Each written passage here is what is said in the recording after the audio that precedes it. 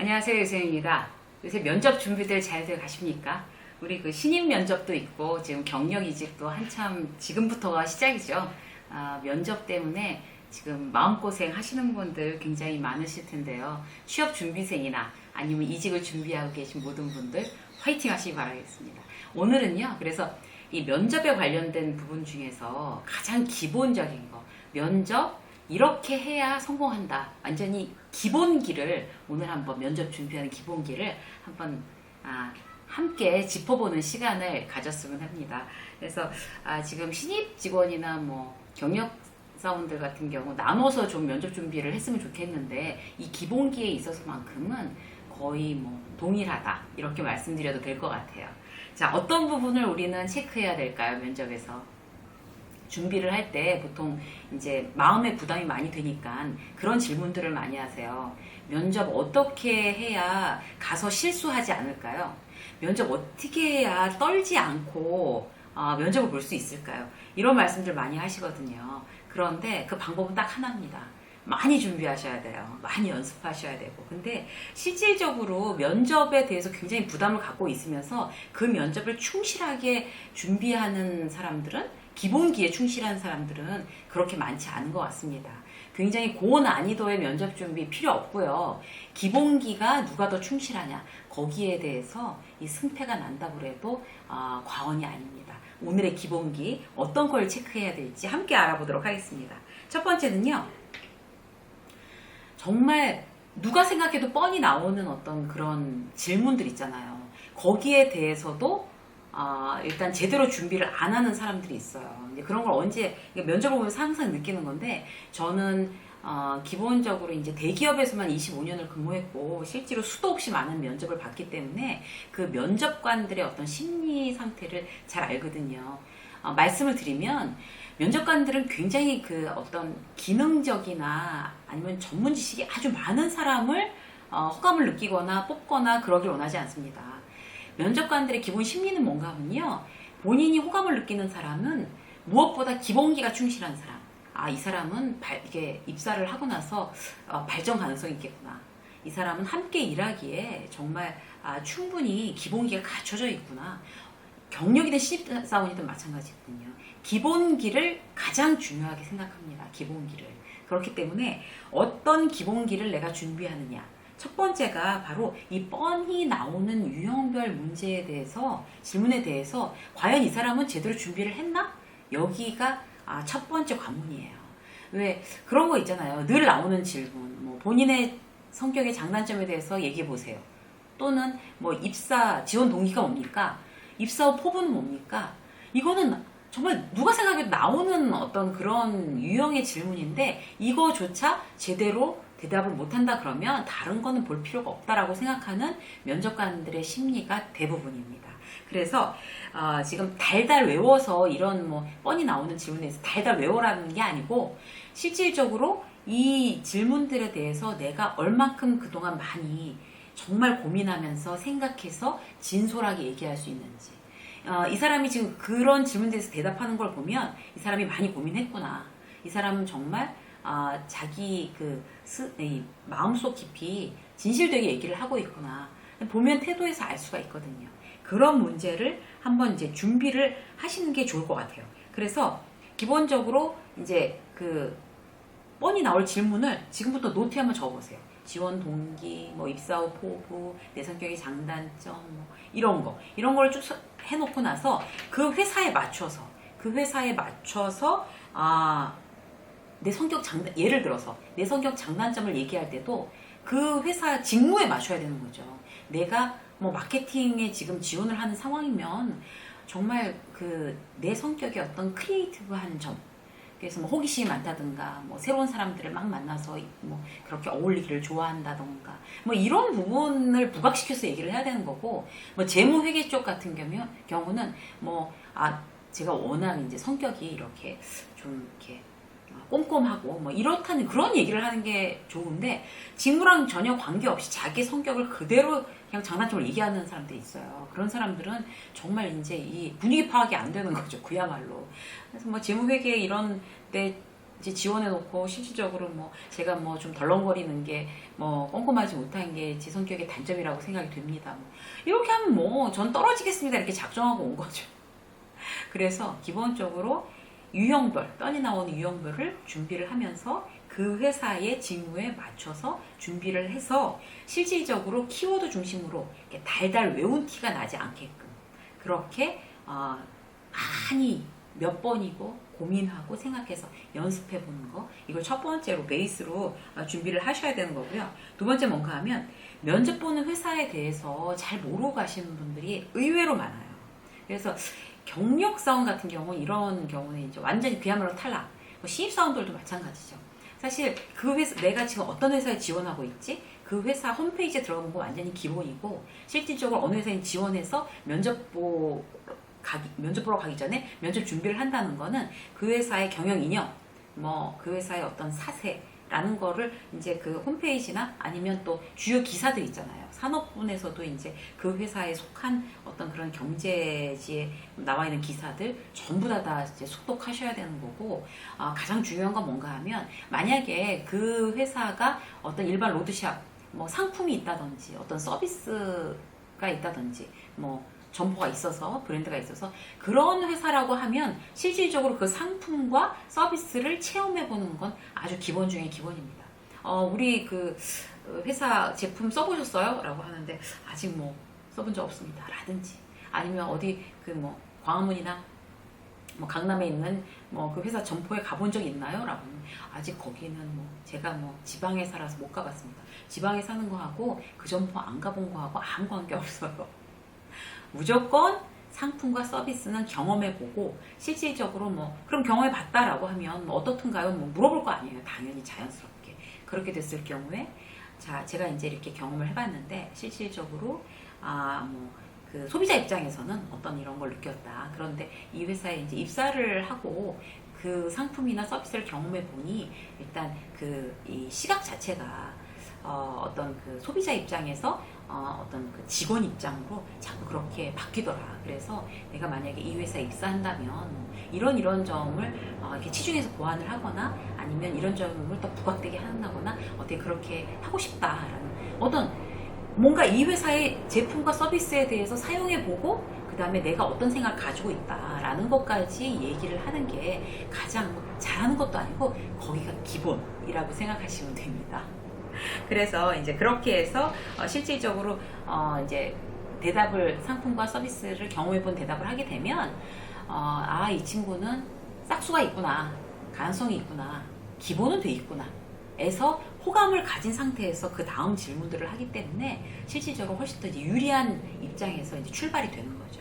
그래서 아무리 나의 뭐 자소서니 뭐 이런 거 아무리 준비를 해도 그 회사에 대해서 모른다고 하면 전 소용없는 일이기 때문에 그 회사의 내용을 미리 체험해보고 가는 게 좋다. 그리고 그런 것뿐만 아니라 기본적으로 어떤 그 평소에 이제 면접을 보겠다고 생각을 하면 이제 일간지 어떤 2주 정도 분량의 기본적인 상식, 지금 최근 돌아오고 있는 정세에 대해서 늘 지금 계속 신문이나 뭐 이런 것을 읽고 알고 있는 것도 기본 중에 기본이다. 자, 오늘은 기본만 말씀드리는 거예요. 그래서 이제 그런 기본들을 갖춰야 한다라는 걸 이제 두 번째로 말씀드리고요. 세 번째 뭔가 하면 자, 면접장에만 가면 예기치 않은 어떤 실수를 해서 그러니까 막 진짜 그야말로 헛소리하고 막 동문서답하고 이래가지고 마음 같지 않게 그런 소리를 해서 내가 참 면접 결과가 좋지 않았다 라고 생각하시는 분들은요, 내가 면접 시뮬레이션을 해봤나? 이거 한번 반성해 보셔야 돼요. 자, 세 번째로 그 면접 준비의 기본은 뭔가 하면 면접 시뮬레이션입니다. 실질적으로 발음이 부정확하다. 그래서 막 뭐라고 얘기하는지 막 웅얼거려서 면접관이 자 뭐라고요? 좀 다시 한번 말씀해 보실래요? 라고 한다든지 내가 생각해도 내가 발음이 부정확한 것 같아 라고 하면 실질적으로 책을 소리를 내서 읽으세요. 아무 책이나 뭐 지루하면 소설책도 좋고요.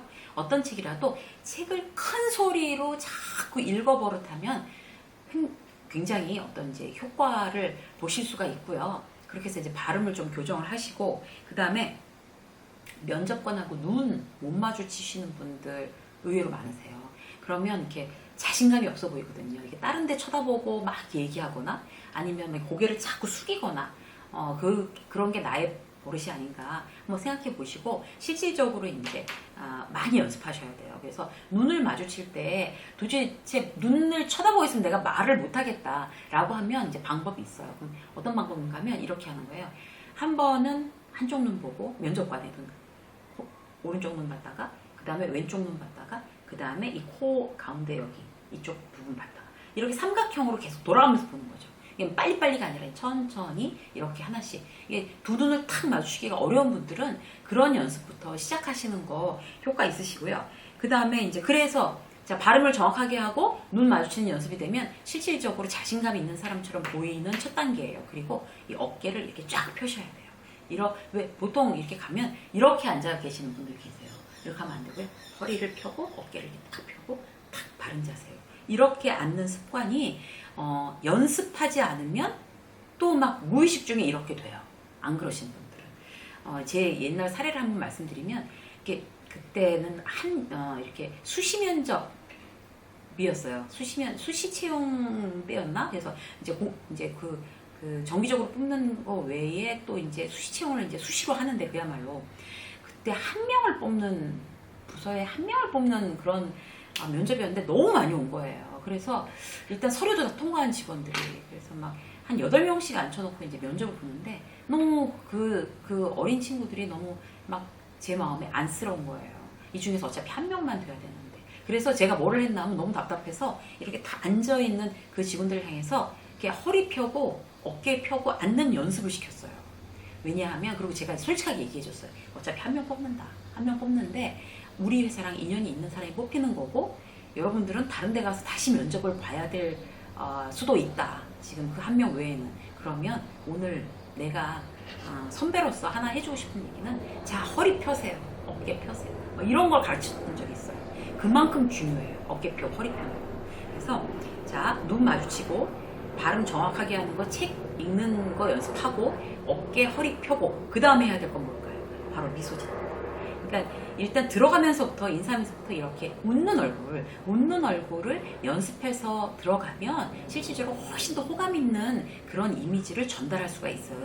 면접관에게. 그래서 이 부분은 다 연습이 돼야 되는데 자 연습이 잘 안 될 것 같으면 요즘 이제 동영상 기능이 어디에나 다 있잖아요. 동영상으로 자기를 찍어야 돼요.